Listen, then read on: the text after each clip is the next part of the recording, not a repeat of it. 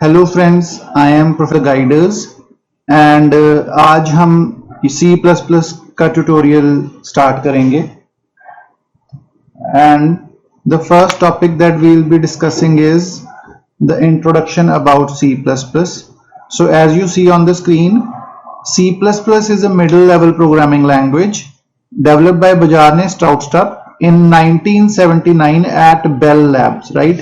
We have heard that there are two types of main languages, right? One is high level and other is low level language, right? But C is known as the middle level language because it has features of both the high level as well as the low level. इसमें ये समझने में भी आसान है क्योंकि user को hardware की अगर नहीं भी नॉलेज तब भी इसको यूज कर सकता है. अगर यूजर ने हार्डवेयर से डायरेक्ट इंटरेक्शन रखनी है, हार्डवेयर को डायरेक्टली एक्सेसिबल करना है through the programs, he can use it for that purpose also. Okay, and C++ जो है this is a superset of C programming और इसमें थोड़े से एडिशनल फीचर्स हैं जैसे कि ऑब्जेक्ट ओरिएंटेड कॉन्सेप्ट्स जो नए आए हैं इसके अंदर. दोज आर द फीचर्स जो C++ में C के अलावा है, C++ में C से एक्स्ट्रा है, राइट? सो बहुत ही इंपॉर्टेंट लैंग्वेज है और ये हर किसी को आनी चाहिए जो कंप्यूटर्स फील्ड से बिलोंग करता है, राइट? क्योंकि अब क्यों आनी चाहिए, इसके लिए मैं आपको इसकी एप्लीकेशंस बताऊंगा ताकि आप इसको ज्यादा बेहतर समझ पाएं. तो सबसे पहले एप्लीकेशंस ऑफ C प्रोग्रामिंग में पहली चीज क्या है कि C++ जो है ये application as well as system software की डेवलपमेंट में यूज होती है. ज्यादातर हमारे जो ऑपरेटिंग सिस्टम्स हैं जैसे कि विंडोज हो गया है ना एंड एंड्रॉइड्स वगैरह, these have been written in C++ programming, right? And जो कई हमारे इंटरनेट एक्सप्लोरर्स भी हैं वो भी C++ में लिखे गए हैं. That's why this is one application. Programming language development काफी लैंग्वेजेस जैसे कि जावा, पास्कल और भी कई सारी लैंग्वेजेस जो हैं C++ के बेसिस C++ को एज अ बेस यूज करके बनाई गई हैं. So it is helpful in programming language development also. उसके बाद कंप्यूटेशन प्रोग्रामिंग में भी ये बहुत हेल्पफुल है साइंटिस्ट वगैरह के लिए क्योंकि इसमें कैलकुलेशंस बहुत ही फास्ट होती हैं, right? It is very fast language. Then games वगैरह डेवलप जहां करनी होती हैं उसमें भी C++ बहुत काम आती है. जहां पे प्रोसीजरल लैंग्वेज की जरूरत होती है वहां पे भी आप C++ यूज करते हैं डेवलपर्स. सो गेम डेवलपमेंट में भी होती है. देन एम्बेडेड सिस्टम्स में भी C++ यूज होती है. जैसे हमने MRI की मशीन की सॉफ्टवेयर बनानी हो या कुछ ऐसी जो एम्बेडेड सिस्टम्स हैं उसके लिए भी C++ यूज होती है. तो we can see from all this कि इसकी बहुत ज्यादा वाइड यूजेज है, वाइड एप्लीकेशंस हैं, राइट? और ये एक ऐसी लैंग्वेज है अगर आपको ये आती है तो आप कुछ भी, अगर आपको ये बिल्कुल अच्छी तरह से आती है तो आप कुछ भी कंप्यूटर से रिलेटेड कोई भी सॉफ्टवेयर बढ़िया सा बना सकते हो इसके अंदर विदाउट इवन हैविंग, मतलब दिस इज द मोस्ट, मतलब ये ऐसी लैंग्वेज है जो जब से आई है तब से लेके अब तक इसकी वैल्यू कम नहीं हुई. जितना ज्यादा मार्केट में एक्सेप्टेंस इसकी स्टार्टिंग में थी उतनी मार्केट में एक्सेप्टेंस उसकी इस टाइम भी है, right? So next, basics. C++ fully supports object oriented programming. Object oriented programming के 4 पिलर्स होते हैं, ठीक है? 4 पिलर्स होते हैं. फर्स्ट इज एनकैप्सुलेशन जो हम आगे करेंगे. एनकैप्सुलेशन मींस डाटा और फंक्शंस जो उन डेटा को एक्सेस करेंगे. डेटा और फंक्शंस एक यूनिट के अंदर कंबाइन करके रखना, that is encapsulation. Data hiding means कि आप डेटा को हाइड कर सकते हो, आप डिसाइड कर सकते हो कि कौन सा डेटा कहां पे एक्सेसिबल होगा. जरूरी नहीं कि सारा डेटा ही मेन में एक्सेसिबल हो या सारा डेटा ही किसी और क्लास में या मतलब कहीं और एक्सेसिबल हो फंक्शन में. यू कैन डिसाइड कि कौन सा डेटा आप कहां पे एक्सेसिबल चाहते हो, right? Then you have inheritance. Inheritance बहुत ही अच्छा फीचर है जिसके बारे में भी आगे हम करेंगे, but it is to explain inheritance. जैसे कि हमारे कहते हैं ना कि प्रॉपर्टीज की इनहेरिटेंस मीन अपने पेरेंट्स की प्रॉपर्टीज अपने अंदर लेके आना. सो इनहेरिटेंस मीन्स एक पेरेंट क्लास होती है, उसकी सब क्लासेस जो होती हैं वो पेरेंट क्लास को यूज कर सकती हैं, पेरेंट क्लास की प्रॉपर्टीज को अपने अंदर यूज कर सकती हैं, right? Then you have polymorphism.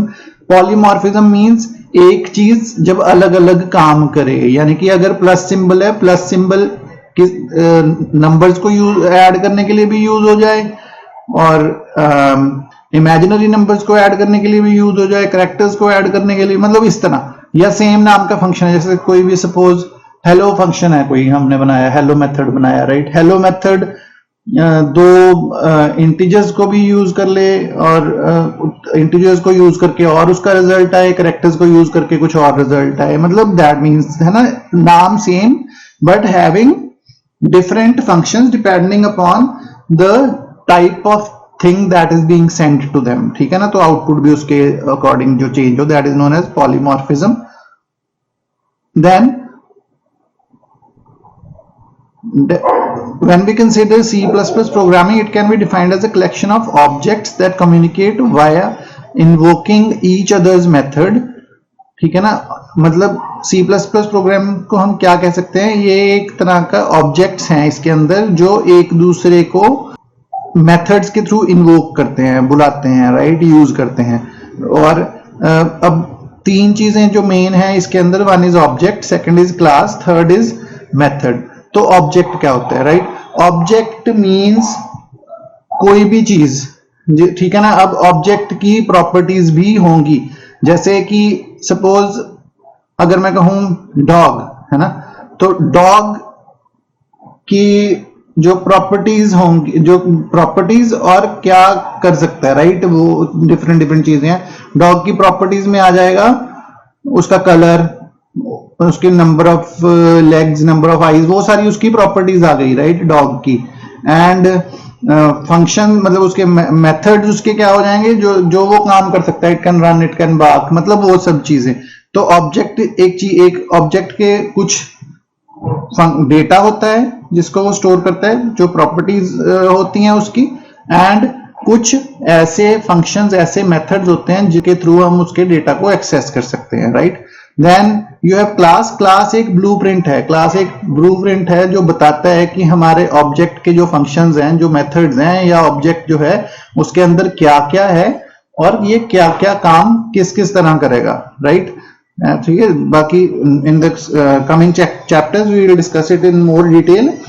उसके बाद है मेथड्स। मेथड मींस, मेथड जो बेसिक चीज है, method is the main thing जो किसी भी ऑब्जेक्ट के अंदर होगा, राइट। एंड किसी वो जो मेथड है वो बेसिकली सारी डेटा मैनिपुलेशन, सारी कैलकुलेशन मेथड के थ्रू होती है, जितनी भी होती है, सारा डेटा चेंज जो होता है वो मेथड के थ्रू होगा, मेथड की कोडिंग के अकॉर्डिंग होगा, right. These are the basics. Coming to the first program जो हम नॉर्मली हर लैंग्वेज में करते हैं, first program hello world program. तो इसमें फर्स्ट लाइन है हैश इंक्लूड iostream.h। तो इस लाइन से क्या होगा, ये this is the preprocessor operator, जो ये हैश है, this is known as the preprocessor, and hash include is the preprocessor directive. ये कंपाइलर को एक इंस्ट्रक्शन देगा कि प्रोग्राम चलाने से पहले आपको ये वाली फाइल iostream.h नाम की जो फाइल है अपने पास लाके रख लेनी है, क्योंकि प्रोग्राम के अंदर हम कई चीजें ऐसी यूज करेंगे जिनका मतलब iostream.h के अंदर बताया गया है, राइट। तो ऐसे हमारे प्रोग्राम के अंदर हमें पता होता है कि कौन सी हम चीजें यूज कर रहे हैं, उसके बेसिस पे हमें सबसे पहले कंपाइलर को इंस्ट्रक्शन देनी पड़ती है कि हमें कौन सी फाइल्स इंक्लूड करनी पड़ेंगी जिसमें जो भी चीजें हम यूज कर रहे हैं उनका मीनिंग स्पेसिफाइड हो, राइट।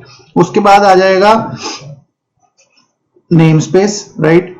तो उसके बाद आ जाएगा दिस इज कमेंट, ये वन लाइन कमेंट है, डबल स्लैश से देते हैं वन लाइन कमेंट।